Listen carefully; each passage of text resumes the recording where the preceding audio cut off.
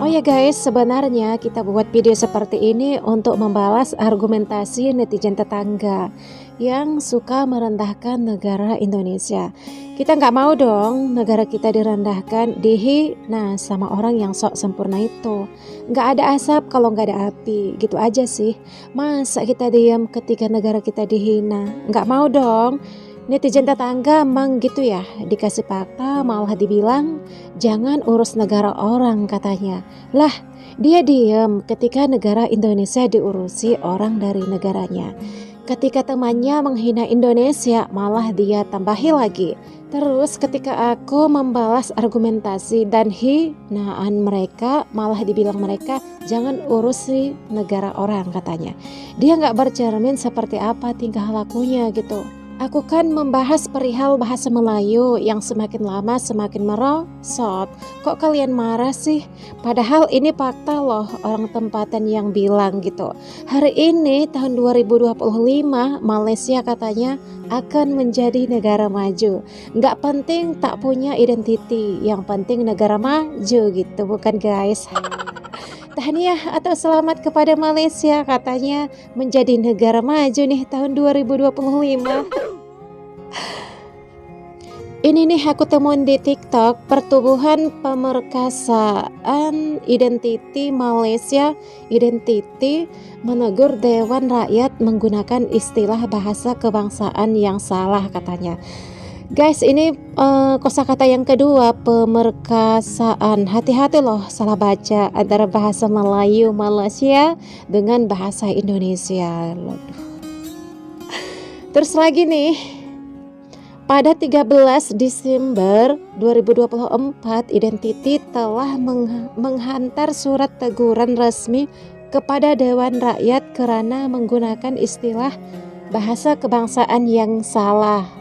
Katanya, menurut Identity, penggunaan istilah bahasa Malaysia pada aturan Mesyuarat Bil 16 adalah salah. Terus mengikut perlembagaan Persekutuan Perkara 152, nama bahasa kebangsaan ialah bahasa Melayu bukannya bahasa Malaysia. Jelas Identity. Perkara yang sama telah ditegur sebelum ini pada mesyuarat Dewan Rakyat sebelum ini. Identity menegaskan bahwa kesilapan yang berlaku dalam urusan resmi seperti yang dilakukan oleh pihak Dewan Rakyat ini akan menimbulkan kekeliruan rakyat katanya. Terus lagi nih, krisis identiti kebangsaan yang berlaku sekarang perlu dipandang serius dan pihak Identity berharap pihak Dewan Rakyat dapat memperbetulkan kesilapan istilah bahasa kebangsaan yang telah digunakan katanya gitu guys. Dewan kecoh bergaduh pasal bahasa dan identiti. Wah, untung aja di negara kita nggak ada kayak gini guys. Fenomena etnosid atau cubaan menghilangkan identiti kini sudah memasuki di Malaysia, termasuk di beberapa negara rantau Nusantara seperti Indonesia, Filipina, Singapura dan Thailand. Pakar Sejarah Sosial dan Intelektual Aistek IIUM, Profesor Datuk Dr. Ahmad Murad Merikan memaklumkan rancangan menghilangkan identiti itu melibatkan bangsa Melayu sendiri. Etnosid itu berlaku di seluruh dia merangkumi seluruh Pulau Melayu. Sebab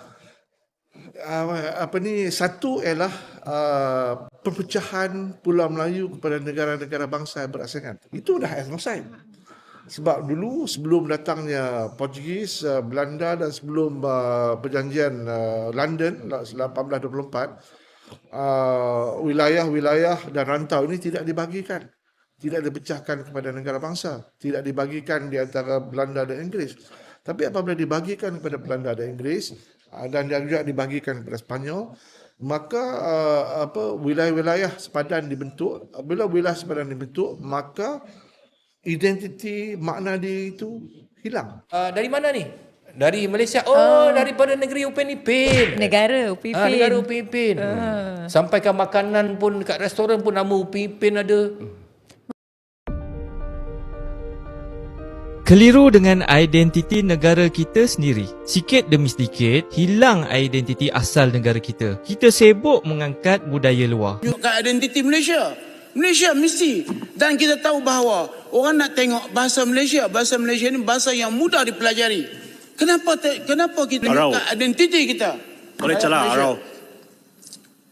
Adakah bahasa Cina dan bahasa Tamil juga salah satu identiti Malaysia? Ni, itu kita dah tahu. Arau, kamu tak boleh jawab. Arau sudah jam lah. Arau sudah jam. Bahasa Cina dan bahasa Tamil dan bahasa Inggeris juga salah satu identiti Malaysia. Saya tak bagi pun. Baik. Jawablah Arau, jawab saja. Ya atau Jawab tidak? sajalah.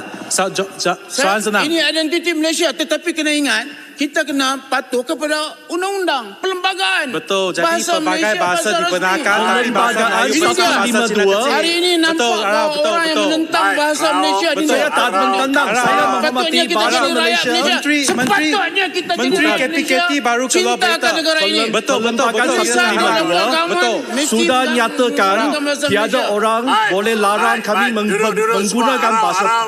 Arau, Kampa dan juga Raup duduk. Saya duduk. Bahasa Cina, Tamil, dan Inggris juga identitas Malaysia. Kata bapak-bapak itu ya. Pak Arau nggak bisa jawab dengan baik guys. Akhirnya hingga hari ini Malaysia masih dengan identitas negaranya yang bermacam-macam. Semoga ini pelajaran bagi kita ya guys.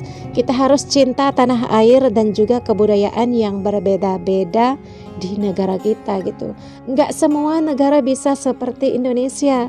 Berbeda-beda etnis, bahasa ataupun kebudayaan, Indonesia tetap menjunjung tinggi bahasa persatuan, yaitu bahasa Indonesia. Kenapa berita macam ni tak tular? Tahu tak betapa penting dan bagusnya seruan PMX yang nakkan pembinaan bangunan di negara kita ni ada ciri-ciri tempatan. Selama ni, asal nak bina sesuatu je mesti macam barat. Ciri-ciri tempatan habis hilang.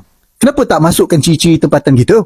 Sama jugalah macam pembinaan masjid dan surau. Balik-balik ikut gaya negara Arab je. Cuba bina masjid dan surau dengan seni bina tempatan kita. Yang tak boleh belahnya, dekat Terengganu tu siap ada masjid ikut reka bentuk Rusia lagi tu. Peliknya amat. Oh ya, tak haram kan kalau tak ikut seni bina Arab? Sudah-sudahlah tu perak dengan dunia asing dan ayolah hargai dan perkasakan apa yang milik kita. Sudahlah nama kondo-kondo pun banyak. Nama Inggeris, nama jalan pun nama Inggeris.